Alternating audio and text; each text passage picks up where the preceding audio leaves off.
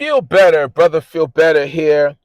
We're gonna get into the last 10-minute segment of Life Advantage, Life Vantage, not Life Advantage, Life Vantage, and we're talking about the microbiome.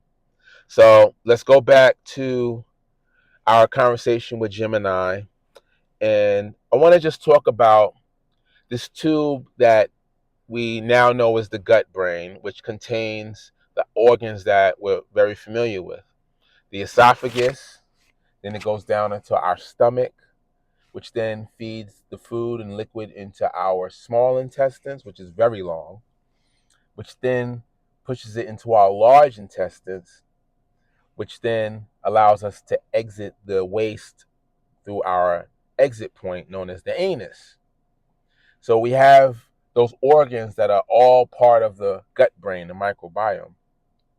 But what is new to me is that this flow, let's just call it a digestive flow, not only does it take the food through different states as it breaks it down and consumes the nutrients for your body, but there's actual living organisms that aren't part of your body in there.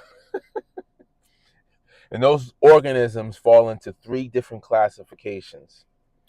So the main classification is bacteria.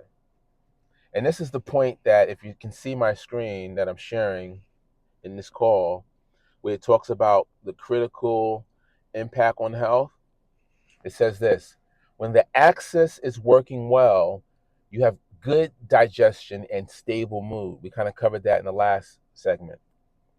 When it breaks down into a state called dysbiosis, it leads to issues, and you don't want issues in your microbiome. Trust me when I say that. So one of the main issues it leads to is something we know as inflammation.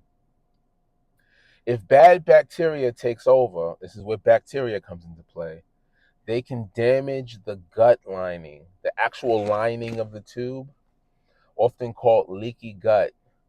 This allows the toxins to escape into your actual bloodstream, causing systemic inflammation that can cross the blood-brain barrier.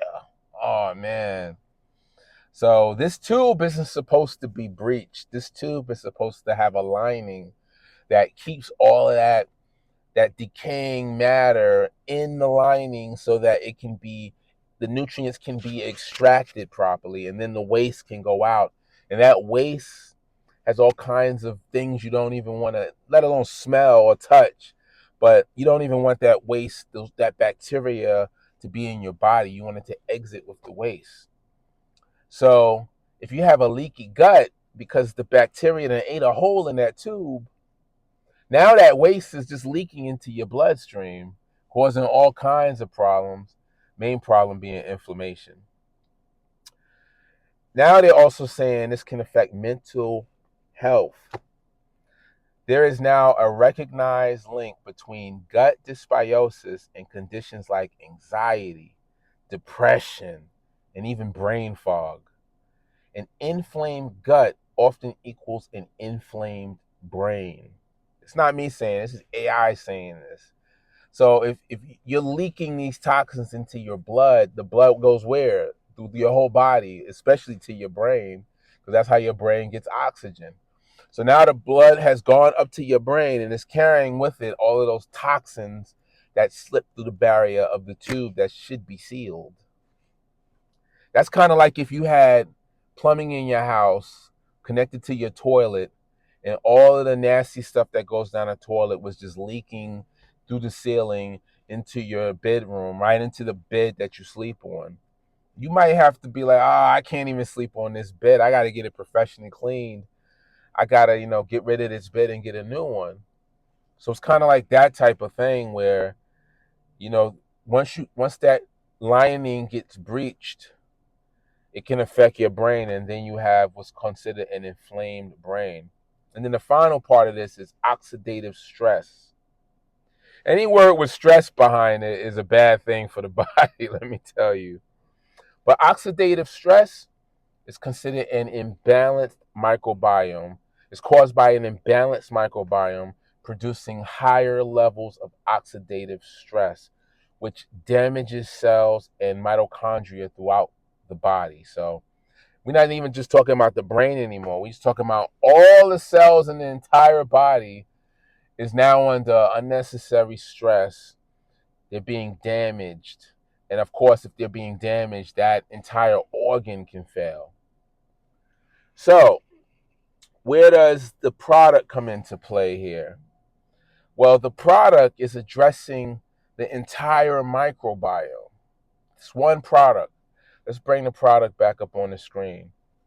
This product, Phytopower 1 and Phytopower 2, as you can see there, it has in its subtitle, Complete Microbiome Health. Complete is the key word. It has a plethora of things in it and its ingredients. If you look at the list of ingredients, it's just long. Everything from prebiotics to feed your healthy bacteria to all kinds of vegetables and fruits. It's plant-based, so everything that you're getting is from nature, but they figured out a way to package it into these 1 and 2 powders that you then take in the morning. I've taken this for like 30 days plus, and you take it in the morning with water or whatever type of beverage you want to mix it in. You shake it up real good, and it actually tastes kind of good. I ain't even gonna front. You could take the 1 separate from the 2 because the 2 is more like a berryish flavor, where the 1 is more like a greens flavor. But there's a kombucha element in there, and it has almost like you could taste like the kombucha. It's just delicious. Like, I found a hack where I was taking it and mixing it with one of my favorite beverages, and it was just taking that beverage up to the next level. It was like, this is good. I got to take this every day. Yay. So the Phytopower 1 and Phytopower 2, when taken together, giving you that complete microbiome health. And what do we mean by that? So if we go back to dysbiosis, which is basically, as they mentioned here about this Gemini mentioned, the bad bacteria takes over. Well, in order to reverse that, we do something by introducing good bacteria. There you go, good bacteria. So it's a duality. If you're going to have bad bacteria, then you're going to have good bacteria as well. So what does the bad bacteria do that the good bacteria don't? Well, when you think about good bacteria, let's think of it like this. If the bacteria can break down complex foods like fibers that you can't naturally break down, like if you eat something that has a complex fiber in it and your body can't break it down, guess what it does to it? It just passes it with the waste. Now, if your body can break that down into something that can be absorbed into your body, now your body won't eliminate it as a waste. Your body will break it down and you'll be able to use it. So imagine you throwing away all of these good molecules because you don't have what it takes to break it down. This is where the designer, the creator of the universe, this is where you just like you see the signs like there's a creator here, because there's this thing called good bacteria that will eat those fibers that you can't biologically process. It will eat those fibers for you, and then it will output, as its waste, it will output what's known as fatty acids.